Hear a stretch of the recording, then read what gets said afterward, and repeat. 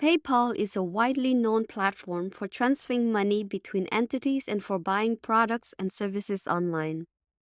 PayPal Checkout is their API that offers e-commerces a means to accept payments by letting customers settle their purchase securely and quickly with choosing the payment source of their choice. Customers can decide whether to use their PayPal account, balance to pay up, or to select their credit card, bank account, or however they want. This tutorial aims to provide you an approach to integrate payments with PayPal in ReactJS. Hi, my name is Dara and I will show you my preferred method of implementing PayPal Checkout.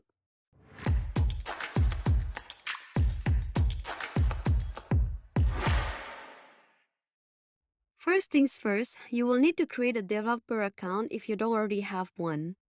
From developer.paypal.com, go to Login to Dashboard and then Sign Up. Choose the Business option and click on Sign Up for a business account. Enter your email address.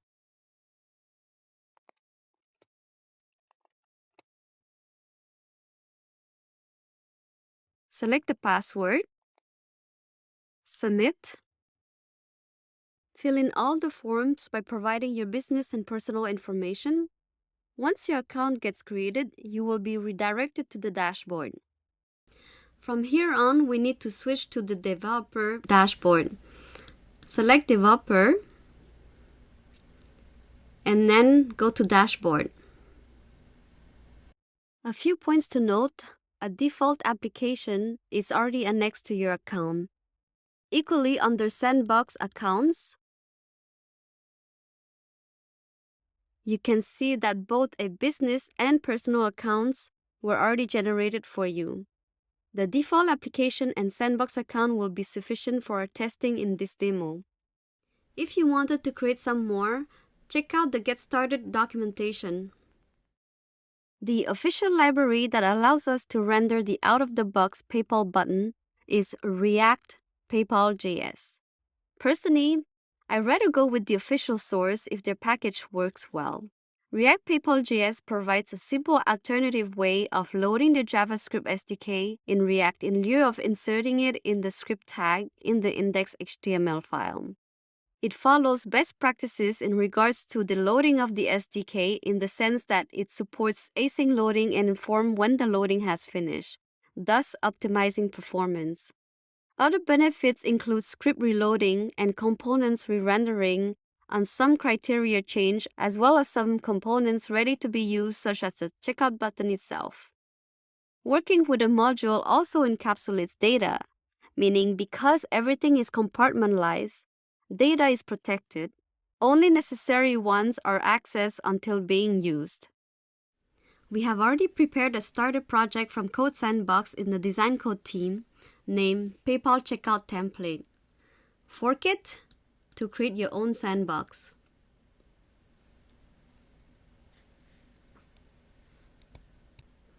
Install the library at PayPal/React PayPal.js as a dependency.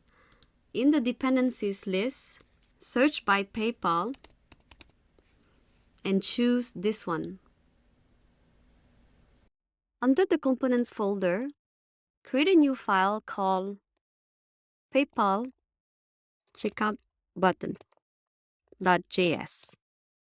This component will hold all the logic and styling for the checkout button. Constant PayPal Checkout Button. To it, pass the props as argument.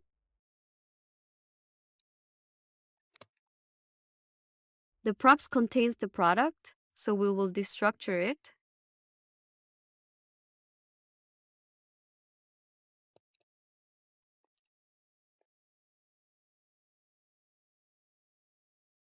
And for the moment, we'll return an empty component.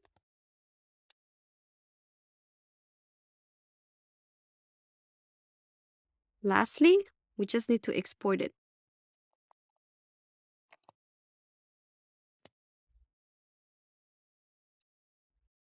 Before continuing further on this file, let's import it in checkout.js to be able to see the progress live. Import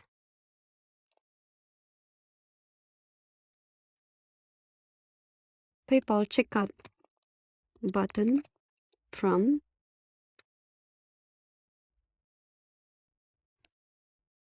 here we define a product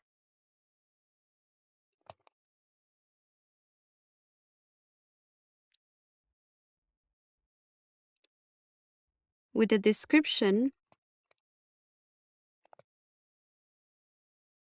of design plus code, React hooks course, and a price of $19.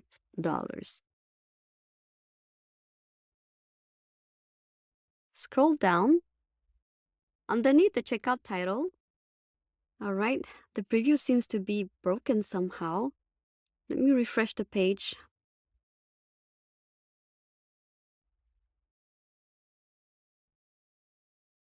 Okay, phew. Now we can continue. Here, add a div element for the button container.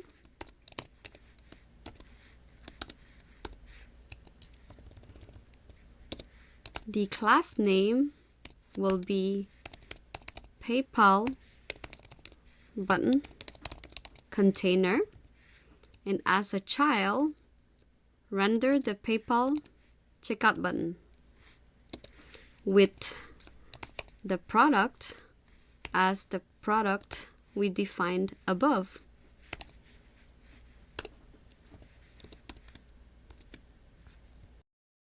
Note that since we're using a React library, React PayPal.js includes the PayPal script provider that acts as a context provider for managing states. It is suggested to add it to the root of the React app. So go to app.js, import PayPal script provider from React PayPal.js. Then add it to the return statement outside of the app.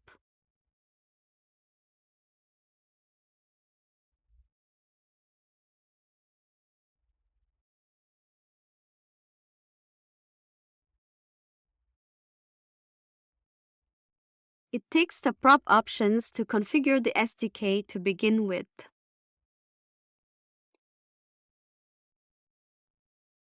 One attribute that is absolutely mandatory is the client ID, whose value is the client ID of your PayPal developer account.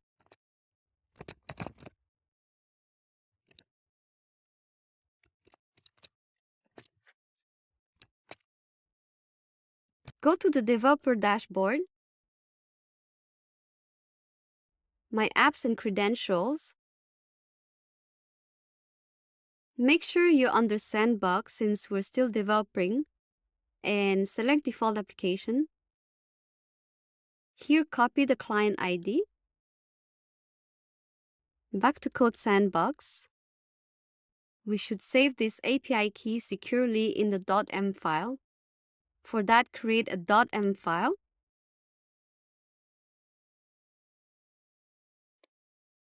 And name it React App PayPal Client ID. The reason we prefix a custom environment variable with React App is that React doesn't ignore it and knows it's safe to use it in client side. Then pass that environment variable to the client ID in app.js. By reading it from the process.m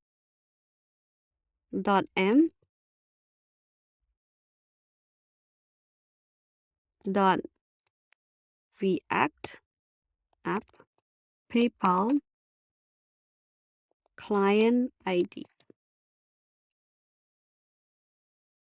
You can set other initial configurations like the currency or locale, for example. For the whole list, see the JavaScript SDK script configuration guide. Here are all the options available for you.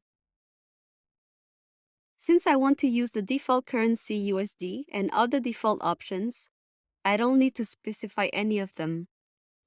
Alright, the provider is done.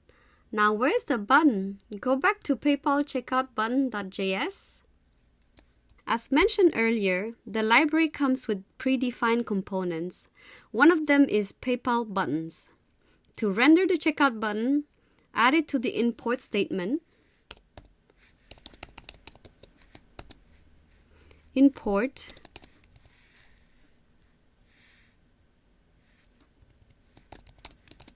PayPal buttons from React PayPal.js. Then, instead of the React fragment, render the PayPal buttons.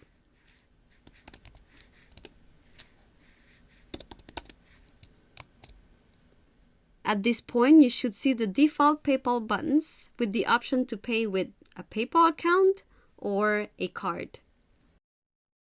It's awesome to finally see it on the screen, right? Let's style the button a bit, shall we? There are many different styling options to choose from to match closest to your design system. You may see how the button could look like on this Customize the PayPal Buttons documentation. You have the layout, color, shape, size, label, tagline that you can customize. Actually, the size is replaced with the height for the SDK. So this is not available for you. I will set the styling like so. Style equal the color as silver,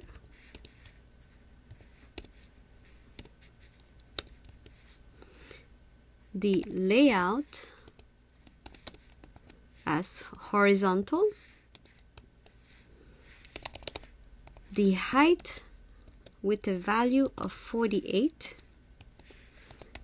the tagline to false, and the shape in the form of a pill button.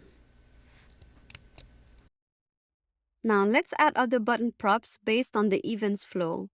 I recommend you go over the available button props to know which ones you should include to satisfy your business payment requirements. Check their GitHub/Storybook documentation on PayPal buttons. It is well written. Here you have the props, and these are the events that we'll be looking at. Let's start with createOrder. It's a function that gets called after the user clicks on the button to make a one-time payment and launches the checkout screen. createOrder equal, actually, it provides data and actions as parameters. The actions is used to create an order with the transaction details.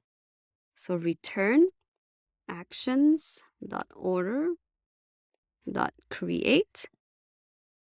We need to pass the purchase units, which is an array, but in this case, we'll just input one object with a description of the product.description and the amount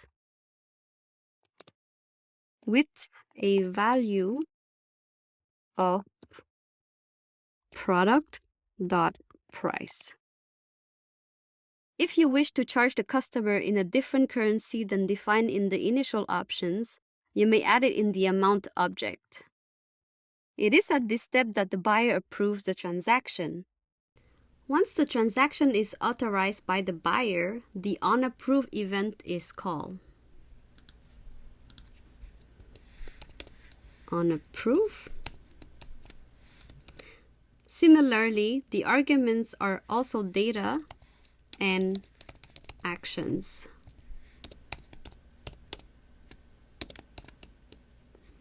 At this moment, we need to capture the order. It is important to note that without capturing, no money will be deducted from the buyer's account, and you would be doing all of this for nothing. Capture is a promise function that returns the order. Therefore, we will use async and await. Add async here. And constant order is equal to await actions.order.capture. Let's console log the order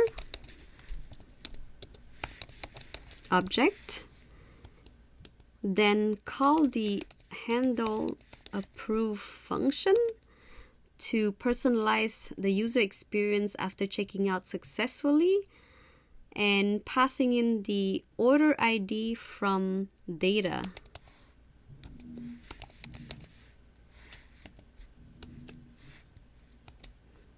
Now let's create this function on top. Constant handle approve order ID. Here you may send a request to your backend server to fulfill the order.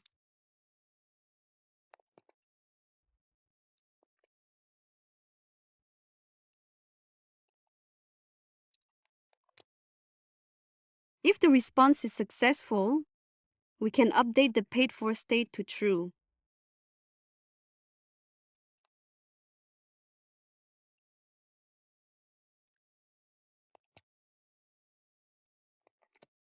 Set paid for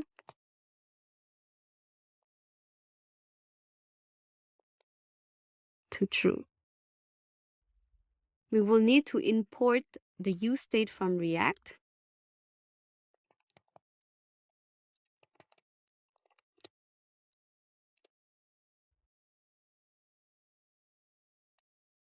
And create a new state for paid for and a setter function set paid for with an initial value of false. Now, you may also want to refresh the user's account or subscription status.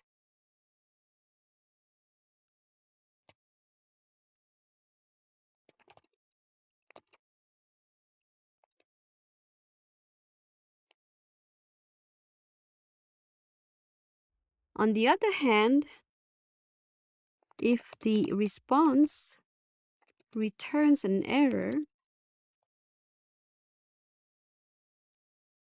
you can alert the user of the error message. Your payment was processed successfully, however, we're unable to fulfill your purchase. Please contact us at support@designcode.io for assistance. Then underneath, listen to the paid for state. If it's true,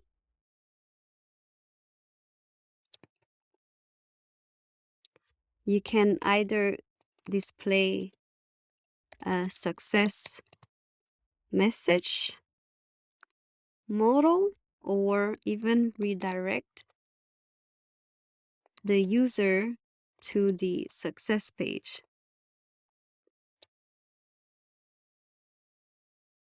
Here we'll just alert the user that says, "Thank you for your purchase." In the event of an error, the process jumps to the onError function, for which we save that error in a new state. This is a catch-all function.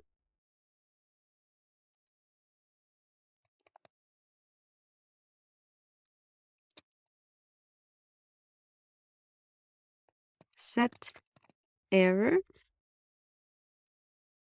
to the variable error. And I would also console error it.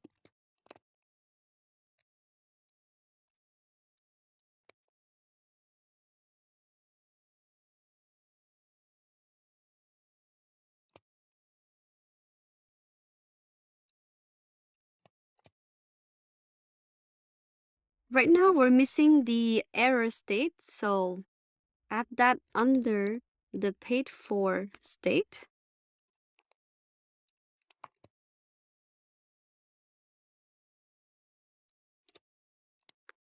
Use state, and the initial value is null, of course. This time, if the error state is not null, then we should show something to the user.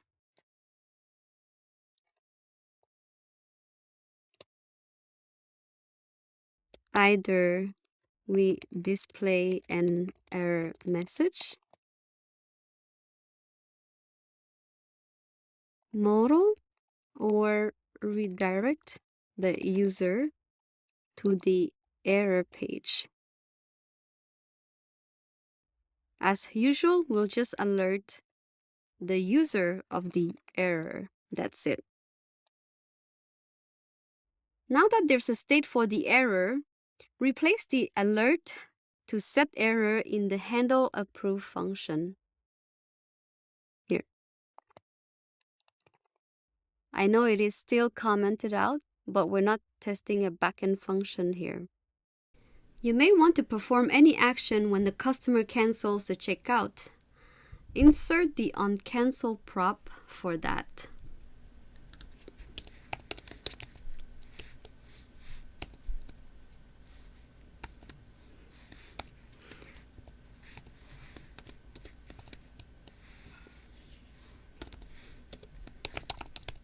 Here you have the option to display the cancel message, model, or again, redirect the user to cancel page, or even back to cart.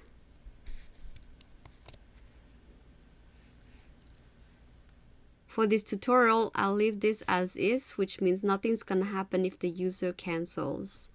It will just go back to the checkout page.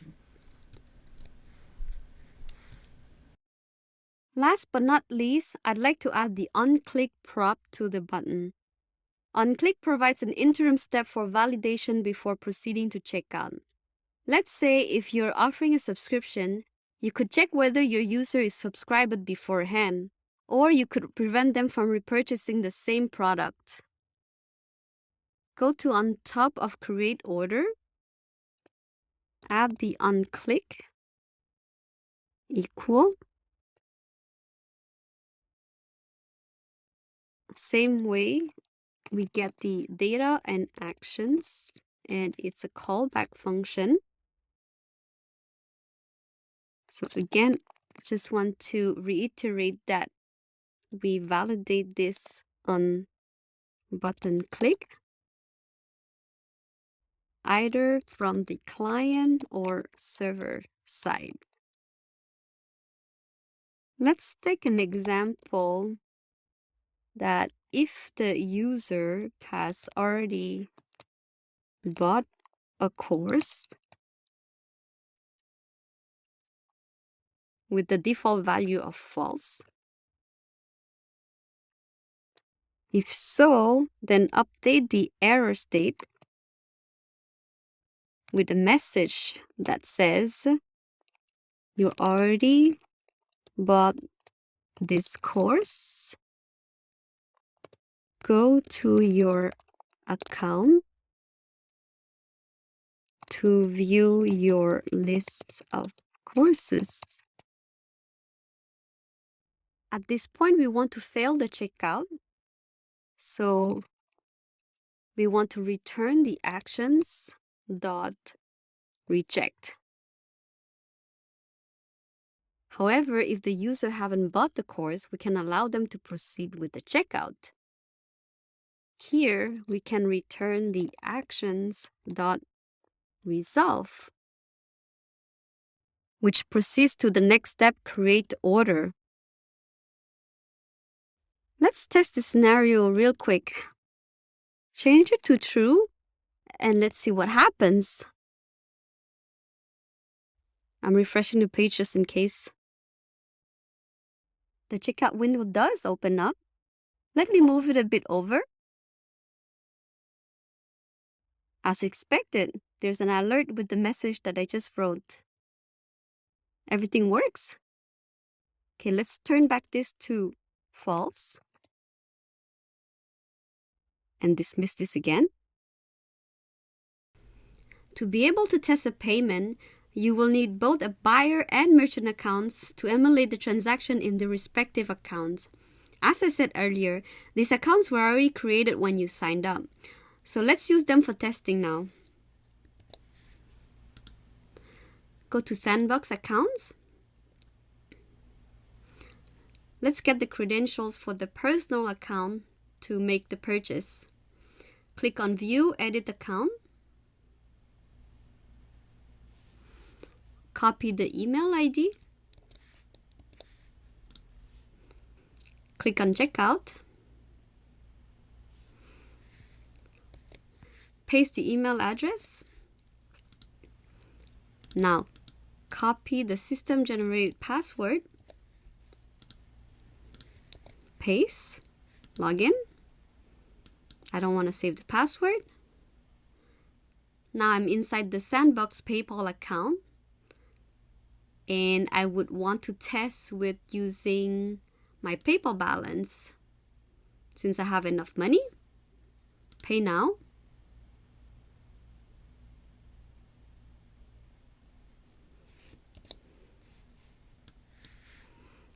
All right, the transaction was completed successfully. I can close the thank you message.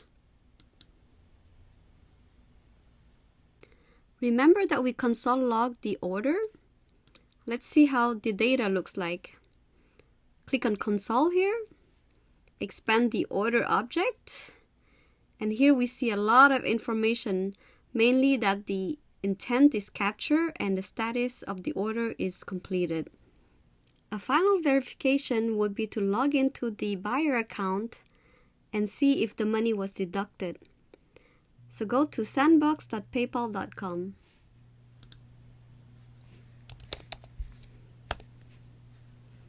Log in.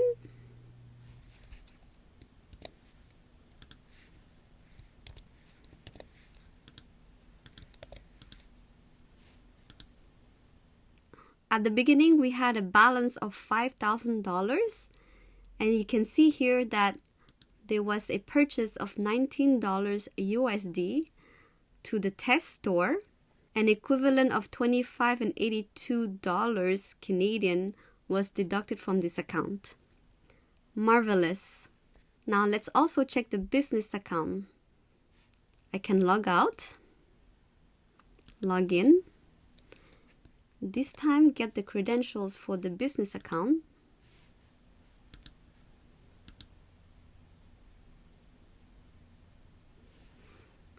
Copy the email address. Paste. Copy the password.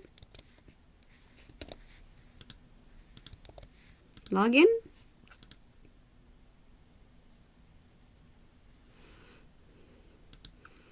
I can now see that the balance of the business account was increased by $23 and $39 from an original $5,000. Let's go see the transaction details. Under the Activity tabs, go to All Transactions. Here, there's a payment from John Doe,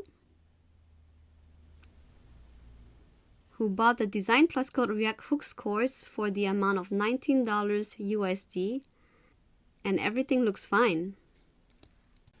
And that's all there is to the implementation of the PayPal checkout. Last, I want to talk a bit about my experience working with PayPal. I kind of find it lagging behind other payment platforms such as Stripe. There are some shortcomings that irritate me. For example, the transaction ID shown on the client account is not the same as that of the merchant here. When a customer gives me a transaction ID, this information does not prove useful to me at all. I find there's discrepancy there. Data is everything, and there's definitely lack of data, both on the dashboard and the reports. It would be nice to be able to view the order attached to the transaction and a way to retrieve the order ID on the dashboard. But all I see is this. This is just my take on PayPal. Still, because PayPal is widely spread and very secure, the customers want it, and in response, we need to give what the customers want. I hope this video was useful to you. Thanks for watching, and see you next time.